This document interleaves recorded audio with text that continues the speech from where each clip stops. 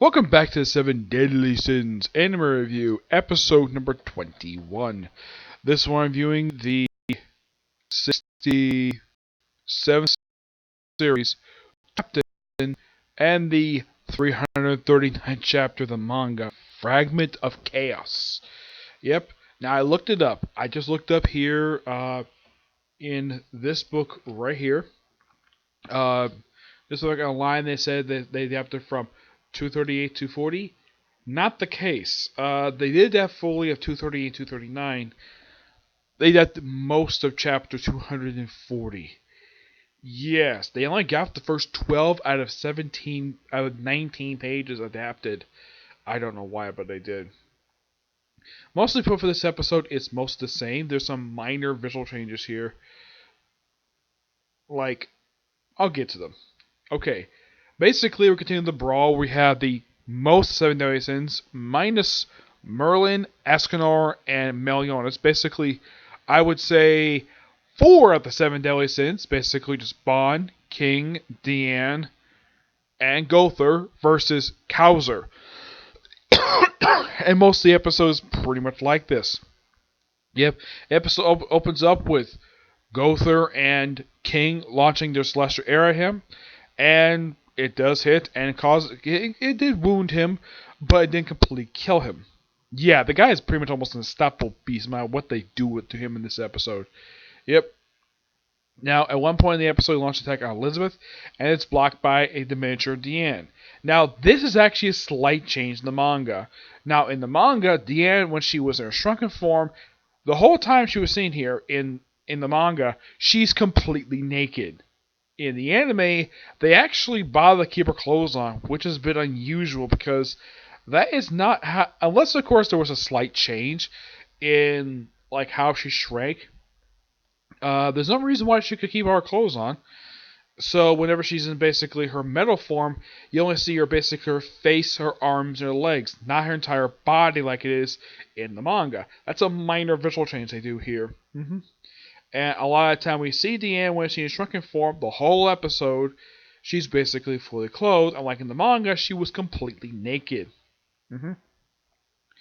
Yeah, and you do see the Boar's Hut briefly in a cameo here.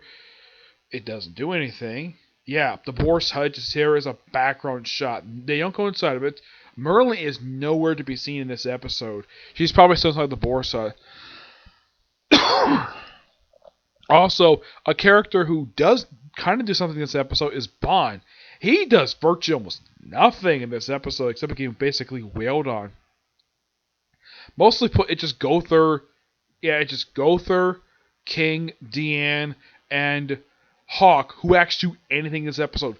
Bond doesn't do much of anything. He doesn't even have his sword, which I'm like, that's weird. Where's his weapon? All this, and he's wearing look like a normal shirt. Yeah. Also, King's armor gets destroyed in this episode. Yeah. Excuse me, this fancy new armor that he got at the start of this arc. Actually, it was the start of the previous arc that he got it, the Conrad arc, and it's destroyed in this episode. He's basically down to the cloth he's wearing underneath. Yep. And yeah, that's destroyed by Kowser. And at one point, they use the combined attack on him. It looks like it actually kind of kills him. But at one point, Gother gets put absolutely basically he can't do anything. So Hawk walks up to him and licks his hand. Think it might basically disintegrate the symbol in his hand.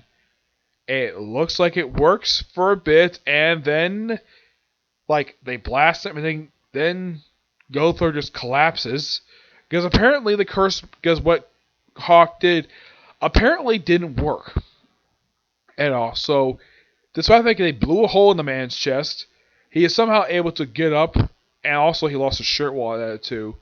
And he managed to basically heal the hole, grow himself a pair of wings, get himself razor sharp teeth, and his skin changed color to basically form this slightly bigger demon. And there's a slight cutaway to Meliodas and his teacher where they basically, I think his name is Kozak. Yeah, Kozak. And he tries to the T. In the anime, it's very quick. It's like He doesn't give a funny reaction like he does in the manga. In the anime, it's like sip, and he says, "This is disgust. This is disgusting." And Kozak is like, is it a tea or the situation? And he says both. And Kozak basically just frowns the fact that his tea doesn't taste very good.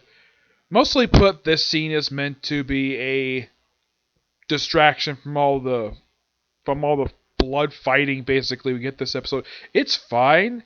It's a good cutaway. Even the manga, this is quite interesting to see. Yep.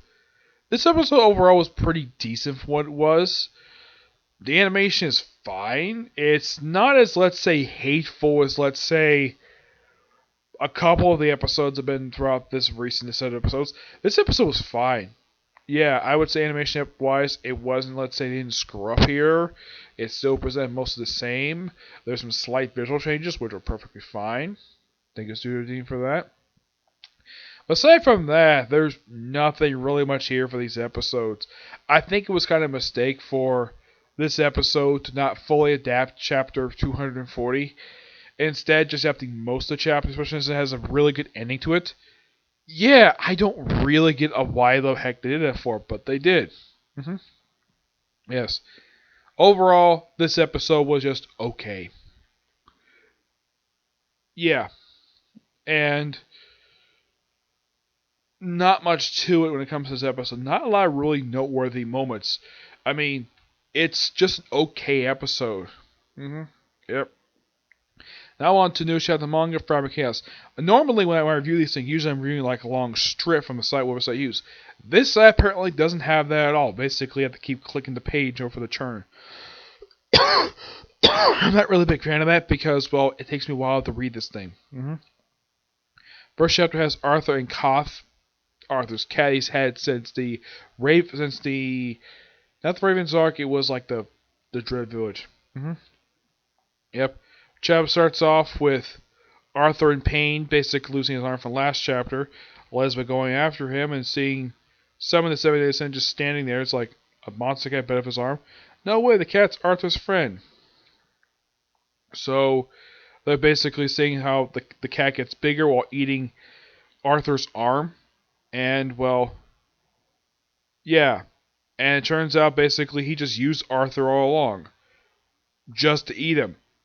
So you've been waiting. So basically, this cat has waited over 200 chapters to this Arthur to eat him. So the only reason why I hung out with him was because it was good to feast on.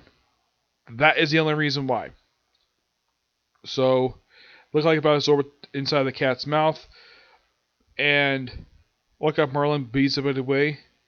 Also, for some reason, I'm not really sure why this is. King is apparently back wearing his first appearance attire for some reason. Yes.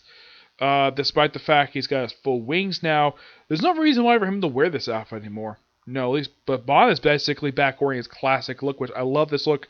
It's a little better than the look he's wearing currently right now. Because, well, it's just him. Mm-hmm.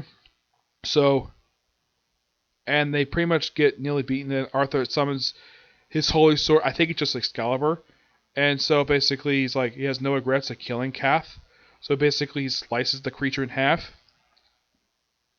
And it's gone. Completely. The creature's been destroyed.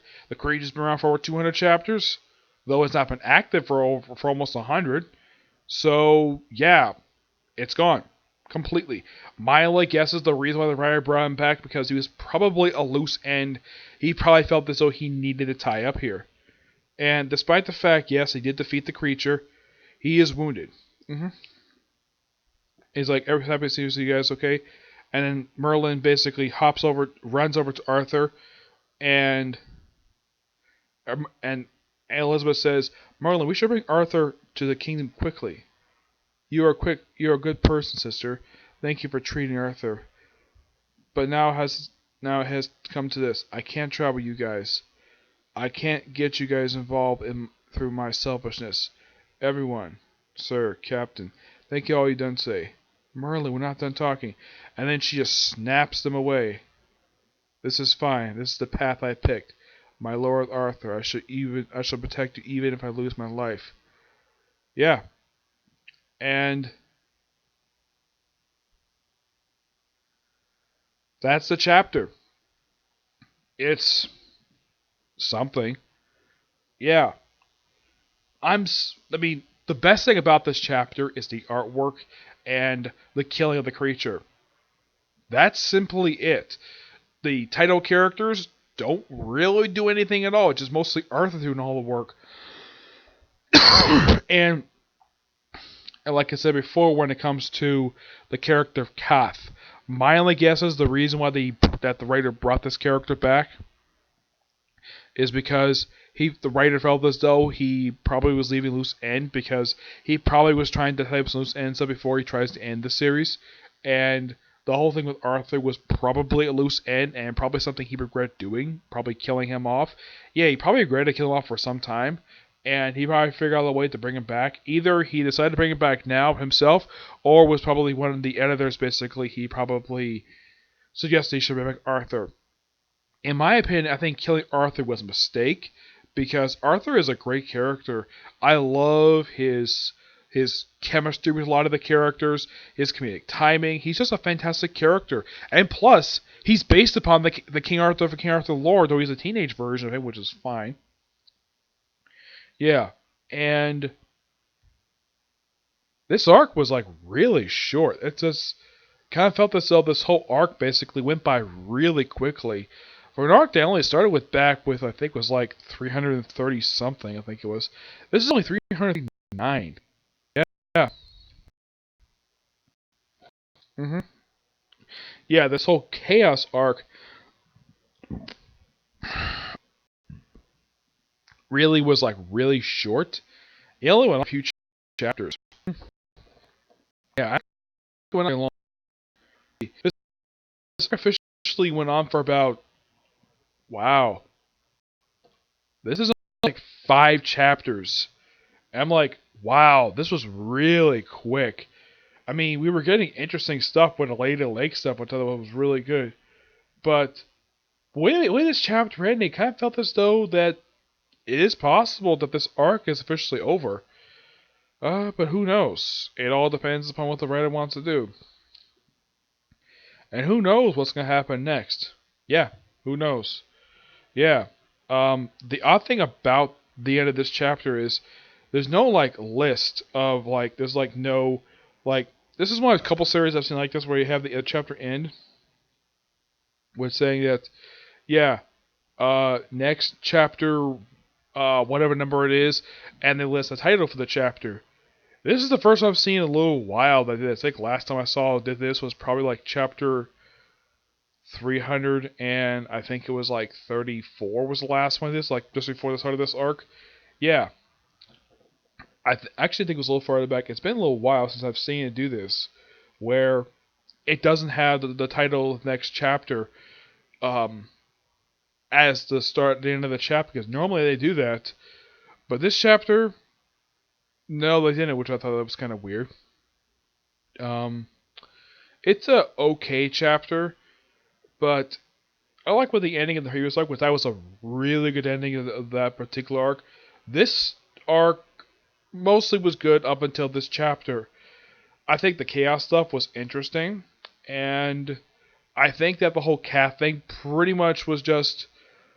It felt as though this chapter was very much last minute storytelling, like they just had to take care of this. And he probably think, okay, we bring Arthur, and now we're apparently killing him off again, all because his arm got chopped off. Okay, it's like you have no emotional investment in this. I mean, I'm happy he brought back Arthur, but this chapter was just okay. It's not terrible chapters, okay. It just feels like a tremendous step down from the last chapter that came out. I'm gonna give this chapter roughly a 7.5 out of 10. That's the best I can give it. It's better to give me a 5. It didn't feel like an average chapter, but at least it was a decent chapter and stuff actually happened.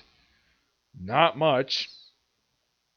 I mean, do I have against the chapter length? 370 pages? No, it's perfectly serviceable what the story is told. Yep. But yeah, not much else to say about this particular chapter. And I'm definitely looking forward to next week. Hopefully, get something a little better than this. That's what I hope, though. Yeah, I mean, it's kind of interesting though that this week was like this for 7 Sins. Like, for Black Clover, it was amazing. Like, the episode aired yesterday plus New Chapter manga, and for 7 Sins, it's complete opposite. Where the side effect adaptation was really good, the story was pretty much a letdown. It's like not much was accomplished with that episode. Kind of the same thing with the chapter in the manga. It's like, okay, we have good for one series of review, and then basically Underwoman for the next series. Yeah. But otherwise, that's really it for this particular movie. Not much else to say when it comes to Seven Deadly Sins. Now, I'm going to do a new type of video series. I've never done this before. I've seen a couple of people do this particular type of thing. I'm going to do figure reviews. Because I feel like it. That's why. Okay? But you'll find out what my first figure I'm going to review is in my next video. Okay? See you next video. Bye.